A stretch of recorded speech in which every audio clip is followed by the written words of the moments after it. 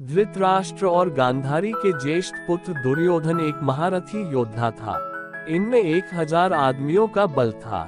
धनुर्धर में सामान्य परंतु गदा युद्ध में द्वापर युग के सर्वश्रेष्ठ गदाधर थे। इनके गदा युद्ध की तारीफ खुद भी बलराम ने की और उन्होंने ही दुर्योधन को सर्वश्रेष्ठ गदाधर की संज्ञा दी।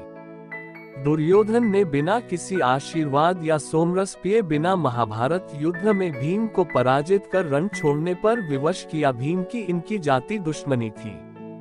एक जैसे दुर्योधन का असली नाम सुयोधन और दुःशासन का असली नाम सुशासन था, पर भीम को जहर देने वाली बात जानने पर पांडवों ने सुयोधन को दुर्योधन कहने लगे। यही नहीं, दुर्योधन ने भी भीम को निर्मुखिया और बैल और मंदबुद्धि नाम दिया, जिसे बाद में महाभारत युद्ध में शब्द युद्ध में ये नाम कहकर मनोबल तोड़ने का काम करते थे।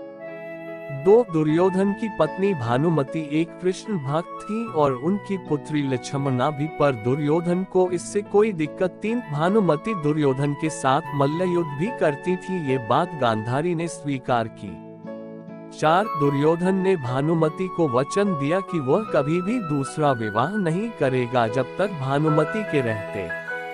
5 दुर्योधन बचपन से बुरा नहीं था कि न ही पांडव का दुश्मन था। अगर होता तो जब पांडव वन में माता कुंती और पांडु के साथ जंगल में रहते थे तब दुर्योधन ने कभी कोई हानि नहीं पहुंचाई, पर महल में आकर जब पांडु पुत्र ने उसकी वस्तु पर अधिकार किया तब से दुश्मनी बढ़ने लगी। 6 दुर्योधन ने अपनी बहन दुश्शला और पुत्री लक्ष्मणा का प्रेम विवाह करवाया।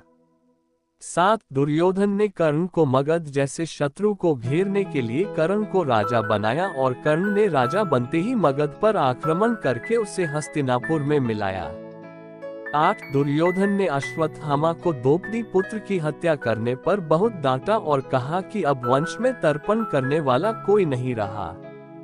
9 दुर्योधन ने जब भीमसेन को अपने भाइयों को पिटता देखा तब से भीम को विष देने का मन बनाया। कहते हैं दुर्योधन भीम से इतना जलता था कि जब पांडव 12 वर्ष वनवास में थे तब दुर्योधन ने भीम की लौह मूर्ति बनवाकर उस पर गदा से अभ्यास करता था और अंतिम युद्ध में जब किसी एक पांडव को हराने पर हस्तिनापुर वापस लेने का वचन युधिष्ठिर ने दिया तो चाहता तो एक पांडु को हराकर राज्य ले सकता था, पर उसने भीम को चुना। इससे पता चलता है कि दुर्योधन भीम को ही सिर्फ मारना चाहता था। 10 दुर्योधन द्रौपदी स्वयंवर में भाग नहीं लिया था और अपनी जगह अपने भाई कर्ण दानवीर कर्ण नहीं, क्योंकि वेदव्यास ने कर्ण को हमेशा राधानंदन या सुतकुमार कह संबोधित किया ताकि भ्रम न हो। को स्वयंवर में भाग लेने को कहा पर वह मछली की आंख भेद नहीं पाया। 11 दुर्योधन एक मायावी योद्धा था और उसके राक्षसों से अच्छे संबंध थे, जैसे अलायुध अलम्बाला अलम्बुश आदि। 12 दुर्योधन ना चाहते हुए भी युधिष्ठिर को प्रणाम कर आशीर्वाद लेता था। 13 दुर्योधन का विवाह जब सुभद्रा से नहीं हुआ तो बलराम जी ने दुर्योधन पुत्र लक्ष्मण को अपनी पुत्री का विवाह करने का विचार किया, पर अर्जुन की तरह अभिमन्यु ने लक्ष्मण की होने वाली पत्नी का अपहरण घटोत्कच की सहायता से किया और तब से दुर्योधन और उसके पुत्र लक्ष्मण का पांडवों से शत्रुता प्रारंभ हुई। 14 दुर्योधन ने कर्ण को हमेशा एक बड़े योद्धा के रूप में संभाल कर रखने के लिए भीष्म की बात मान ली कि कर्ण युद्ध नहीं करेगा। 15 जब दुर्योधन पैदा हुआ तो उसकी मुट्ठी में खून भरा हुआ था, तो सबने धृतराष्ट्र को उसे त्यागने को कहा, पर धृतराष्ट्र ने ऐसा पाप नहीं किया।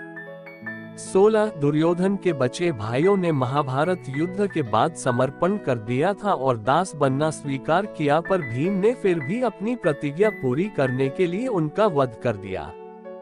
17 दुर्योधन स्वभाव से बुरा नहीं था, पर मामा शकुनी के संपर्क में आने पर वह बदल गया।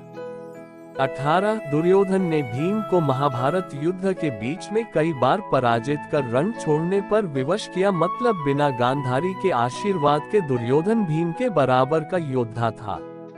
19 दुर्योधन ने हर जन्म में धृतराष्ट्र जैसा पिता पाने की इच्छा प्रकट की थी और अपने पिता के साथ अंधे होने के कारण हुए अन्याय से बहुत दुखी था, और यही चिंता उसे भी थी कि जरूर पांडु की तरह पांडु पुत्र भी उसका राज्य ले लेंगे। 20 महाभारत युद्ध के बाद कृष्ण ने दुर्योधन के सिर को भीमसेन को कुचलता देख भीम पर क्रोधित हुए और उसे मंदबुद्धि कहा। भीम ने दुर्योधन के श्राद्ध के लिए धृतराष्ट्र को धन नहीं दिया, तब चुपके से युधिष्ठिर ने धन दिया और भीम के अपराध के लिए खुद क्षमा मांगी।